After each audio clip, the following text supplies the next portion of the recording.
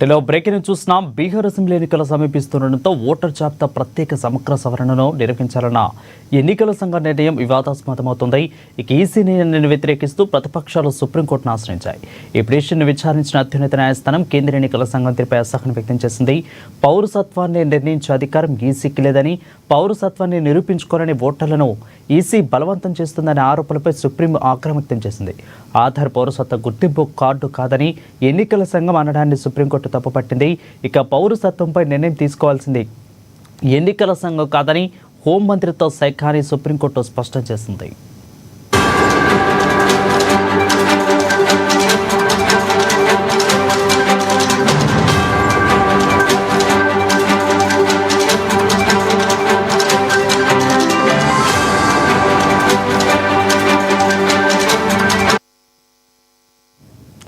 ఇక బీహార్ అసెంబ్లీ ఎన్నికలు సమీపిస్తుండటంతో ఓటర్ జాబితా ప్రత్యేక సమగ్ర సవరణను నిర్వహించాలన్న ఎన్నికల సంఘం నిర్ణయం వివాదాస్పదమవుతుంది. దీనిపై మరింత సంవత్సరం మా బ్యూరో చీఫ్ కృష్ణమూర్తి ఫోన్ ద్వారా అందిస్తారు. కృష్ణమూర్తి, చెప్పండి. Thank you Varun. కేంద్ర ఎన్నికల సంఘం తీసుకున్న కొన్ని నిర్ణయాలు వివాదాస్పదంగా మారుతున్నాయని చెప్పొచ్చు. గత కొంతకాలంగా ఈవీఎంల వ్యవహారంలో ప్రతిపక్షాలు ఈసీ నిర్ణయాన్ని తప్పడుతూ ఉన్నాయి, ఈసీ తీరును కూడా తప్పడుతూ ఉన్నాయి. ఈవీఎంలతో పాటు వీవీప్యాట్ స్లిప్పులను లెక్కించాలని చెప్తున్నటువంటి ప్రతిపక్షాల కోరికలను ఈసీ తోచిపుస్తూ ఉన్నది. కావాలంటే ఆధారాలు తీసుకురండి, మేము కూడా దానికి సంబంధించినటువంటి వాస్తవాలను చెప్తామని చెప్తుంది. కాబట్టి అది ఆ రకంగా ఆ వ్యవహారం కొనసాగుతున్న నేపథ్యంలోనే, అంటే విపక్షాలకు ఈసీకి వివాదం కొనసాగుతున్న నేపథ్యం తాజాగా ఈసీ మరో నిర్ణయం తీసుకుంది. ఏదైతే మొదంగా ఎన్ఐఆర్ తీసుకోవాలి, అంటే ఓటర్ జాబితా ప్రత్యేక సవరణ కార్యక్రమాన్ని చేపట్టాలని ఏదైతే నిర్ణయం తీసుకుందో ఈసీ, దీని మీద విపక్షాలు తీవ్ర అభ్యంతరాలు వ్యక్తం చేసి కొంతమంది, అంటే కాంగ్రెస్ పార్టీ సీనియర్ నేత కేసీ వేణుగోపాలు, అదే సిపిఎన్ఐ నేత రాజా, వీళ్ళందరూ కూడా, కొంత సిపిఎం నేత దీపంకర్ భట్టాచార్య, వీళ్ళందరూ కూడా సుప్రీంకోర్టులో పిటిషన్ వేశారు. ఈసీ నిర్ణయం, బీహార్ ఎన్నికలు జరుగుతున్న నేపథ్యంలో ఈసీ ఓటర్ల సవరణను చేపడతాము, డిలీషన్ అడిషన్స్ చేస్తాము అని చెప్పడం అనేది ఇది అభ్యంతరకరము.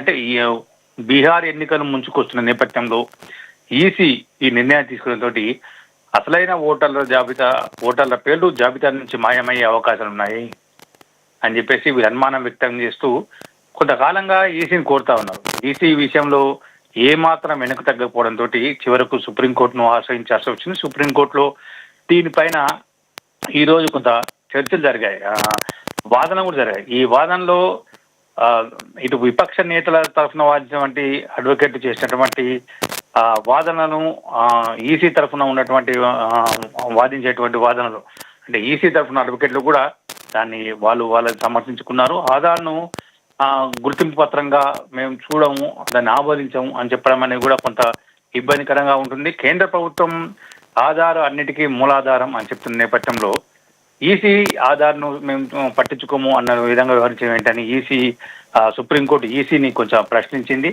ఈ విషయంలో అంటే ఈ ఎన్నికల సమయంలో ఎందుకు చేయాల్సి వస్తుంది? వాస్తవానికి ఈసీ తీసుకున్న నిర్ణయం కరెక్టే, కానీ రాజ్యాంగబద్ధంగా జరిగినటువంటి ప్రక్రియనే అయినప్పటికీ ఎస్ఐఆర్ అని ఏదైతే ఉందో ప్రత్యేక సమగ్ర సవరణ చేయాలని ఏదైతే నిర్ణయం తీసుకుంది రాజ్యాంగ ప్రకారమే, రాజ్యాంగబద్ధంగానే జరుగుతుంది.